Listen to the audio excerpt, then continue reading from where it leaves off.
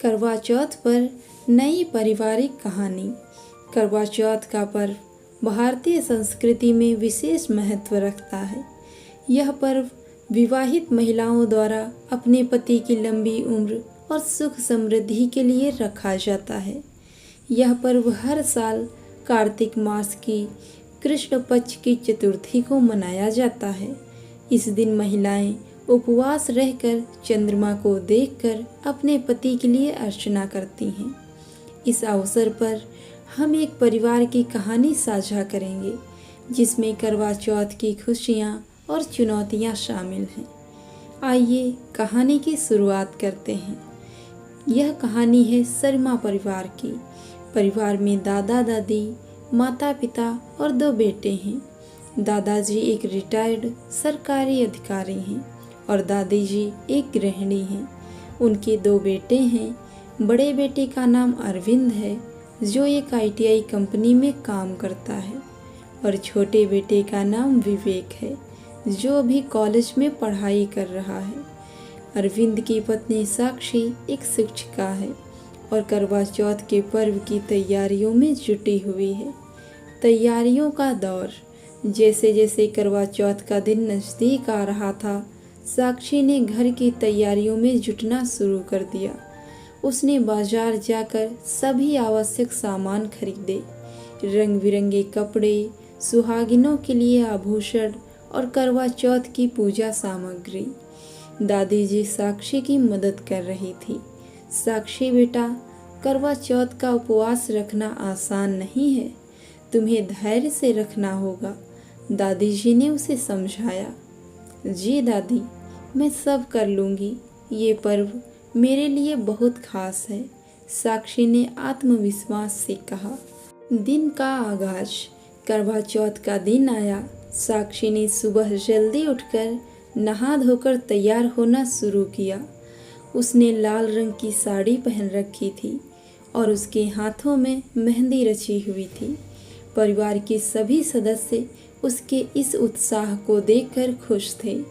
दादाजी ने साक्षी को आशीर्वाद दिया। बेटा, भगवान तुम्हारे पति को लंबी उम्र दे। दोपहर को जब घर की महिलाएं इकट्ठा हुई तो दादी जी ने सभी को करवा चौथ के महत्व के बारे में सब बताया। सभी महिलाएं साक्षी की तारीफ कर रही थी। साक्षी के मन में गर्व का अनुभव हो रहा था। शाम का समय। जैसे ही शाम हुई, साक्षी ने चांद की पूजा के लिए तैयारियां की। उसने एक सुंदर थाली सजाई जिसमें दीपक, मिठाई और अपने पति के लिए प्रिय चीजें रखी। अरविंद उस दिन ऑफिस से जल्दी घर आया था। उसने साक्षी को देखकर कहा, तुम बहुत सुंदर लग रही हो साक्षी। साक्षी ने मुस्कुराते हुए कहा, धन्यवाद, आज का दिन खास है इसलिए मैंने खास तैयारी की है। चांद का दीदार। जब चांद आसमान में निकला, साक्षी ने सभी महिलाओं के साथ मिलकर चांद को देखने की तैयारी की। उन्होंने अपने पति के हाथों में जल भराकर उन्हें चांद को दिखाया। फिर साक्षी ने चांद को देखकर प्रार्थना की, हे चांद, मेरे पति को लंबी उम्र देना। इसके बाद अरविंद ने साक्षी को पानी पिलाया और मिठाई खिलाई। साक्षी ने भी अरविंद को मिठाई खिलाई। चुनौतियाँ। परंतु कहानी में एक मोड़ भी आया। जैसे ही साक्षी पूजा कर रही थी तभी विवेक का फ़ोन आया। विवेक ने कहा, भाई, कॉलेज में मेरी एक महत्वपूर्ण परीक्षा है और मैं बहुत परेशान हूँ।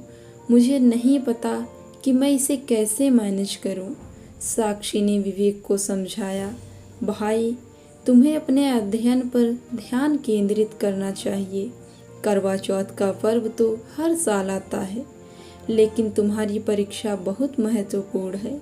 साक्षी की बात सुनकर विवेक को थोड़ी हिम्मत मिली। उसने साक्षी को धन्यवाद कहा और अपनी पढ़ाई में जुट गया। प्रेम और समर्थन। जब पूजा समाप्त हुई, अरविंद ने साक्षी से कहा, तुमने आज बहुत अच्छा किया, मैं तुम्हारी मेहनत की सराहना करता हूँ। साक्षी ने उत्तर दिया, यह सब दादी जी और तुम सब की वजह से है। आपका समर्थन मुझे ताकत देता है। इसके बाद सभी परिवार के सदस्य एक साथ भोजन के लिए बैठे। इस दिन की एक विशेषता यह भी थी कि उन्होंने एक दूसरे के साथ अपने अनुभव साझा किए। दादी जी ने अपनी जवानी के दिनों की बातें सुनाई, जबकि अरविंद और साक्षी ने अपने विवाह के पहले करवा चौथ की यादें ताज़ा की। परंपरा की महत्ता। रात को सोते समय साक्षी ने अरविंद से कहा, मुझे खुशी है कि हमने इस पर्व को एक साथ मनाया। यह हमारे रिश्ते को और मजबूत बनाता है। अरविंद ने सहमति जताई। सच में ये परंपराएं हमारे बंधन को मजबूत बनाती हैं। हमें इन्हें सहेज कर रखना चाहिए। इस तरह करवा चौथ का पर्व केवल एक उपवास नहीं था, बल्कि यह परिवार के सदस्यों के बीच प्यार, समर्थन और एकता का प्रतीक बन गया। निष्कर्ष, करवा चौथ का पर्व हर साल एक नई उम्मीद और प्रेम के साथ आता है। यह केवल एक धार्मिक अनुष्ठान नहीं है, बल्कि यह परिवारों के बीच प्रेम, समर्थन और एकता को बढ़ावा देने का अवसर भी है। शर्मा परिवार की इस कहानी ने हमें यह सिखाया कि परंपराएं न केवल संस्कृति को बनाए रखती हैं, बल्कि यह हमारे संबंधों को भी मजबूत बनाती हैं। करवा चौथ का पर्व इस बात का प्रतीक है कि जब हम एक दूसरे का साथ देते हैं तो जीवन की हर चुनौती को पार करना आसान हो जाता है। इस तरह इस पर्व में एक परिवार को न केवल एक साथ लाया, बल्कि उन्हें एक दूसरे की कीमत को भी समझने का अवसर दिया। दोस्तों, कैसी लगी आपको ये स्टोरी? कमेंट करके ज़रूर बताएं। और अगर चैनल पे नए हैं तो चैनल को सब्सक्राइब करें। धन्यवाद।